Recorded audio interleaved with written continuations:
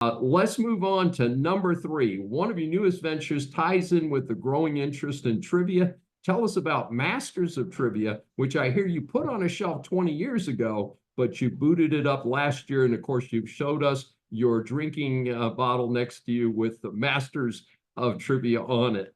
Yeah, this one right here. Right. So trivia is very interesting. It's a very interesting topic. I've been a trivia fanatic since a very early age. I used to compete in quiz contests in a format where you'd get hit up on any topic in 5 different languages. You wouldn't know which topic would come next and in which language it would come to you. So it's the ultimate in terms of multitasking. But at the most granular level, what's really exciting and fascinating about trivia, it's the core unit of knowledge. In other words, if we're looking at our own discovery path online, if we have a question in our minds today, what we do is we typically type it into Google.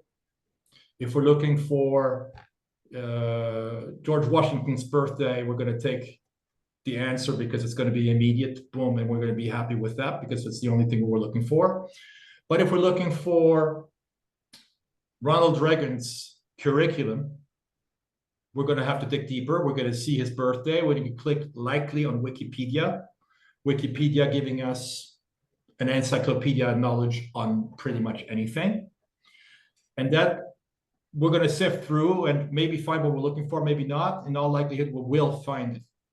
However, there is a missing piece to the puzzle, which is how do we test our own knowledge against any topic? What if we had a de facto Wikipedia-like resource that allows us at the most granular level, be it a butterfly, a bird, an American president, a football team, an obscure topic in another language, a systematic way of testing our knowledge on that topic, learning as we go in a gamified way. This is really what we're setting up to do, basically helping the world become smarter on any topic. Today, you may have seen it earlier today, we celebrated Mike Tyson's ear biting of Evander Holyfield, which happened on June 28, 1997, believe it or not, 27 years ago. So for those who remember that event, you know, that was almost 30 years ago, 27 years ago today. So in this case, we use that as the hook.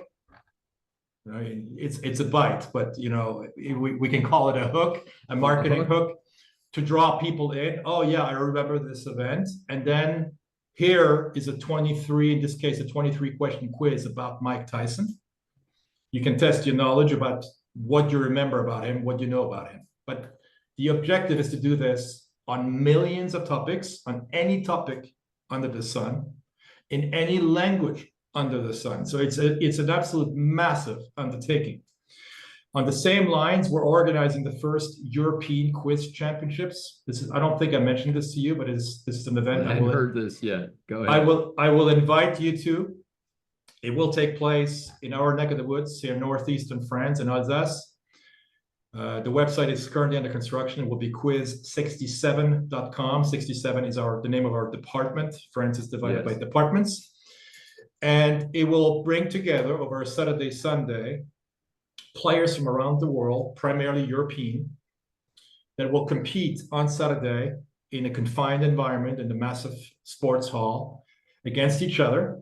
And then on Sunday, the following day, we will open up the winners who will then compete against the rest of the world in a hybrid format, both online and in the physical presence, with a massive screen where people can follow what's going on. We're going to provide more context prior to every quiz contest, meaning that if you're playing a quiz about the Civil War, you will get a 3-minute clip playing first to draw the people in, to give them more context, rather than taking the average Frenchman who knows nothing about the Civil War and just parachuting them into a quiz about the Civil War, which would make no sense. Yes. And we're going to do this in French, in German, in English, and in Alsatian, which is our local language. Yes. So that's going to be the gist of the event. But coming back to the trivia itself, it's also a massive business opportunity, which ties together with your first and your second question. In other words, tech, sports, and masters of trivia. How do they all tie together? Well, if you can target a user down to the most granular level, and you look at these unit economics, and you're taking, knowing that you can create a quiz on any topic under the sun, in any language under the sun, you can pick any. You can drive community to that topic because no matter how targeted that interest is, let's say fly fishing, not in general, but fly fishing in northeastern Montana, you will have a community of fly fishermen in northeastern Montana that you can target with a quiz that's specifically built for that purpose. And then you can tie in local guides, fly fishermen from northeastern Montana that will want to sponsor that quiz with pinpoint accuracy, content and context. When you're going to that guide, today, he's probably using some Facebook ads, he's probably using some Google ads, maybe some other venues, but very often he's challenged to find the right medium that is perfectly aligned with his line of business. That is no longer the problem here with what we're setting up to do. We can give him the perfect context and the perfect content and align them both together and make them both resonate without turning off the user. Because if you're, as we all know, very often when we like content, we're annoyed by the advertising that's superimposed on top of that content. Absolutely. But if that content, if that context is perfectly aligned with the content, if I'm playing that fly fishing trivia quiz about Montana, and the ad that's rolling right next to it is a fly fisherman from northeastern Montana, I'm not going to be turned off by it. I might actually click on it. I might actually contact them.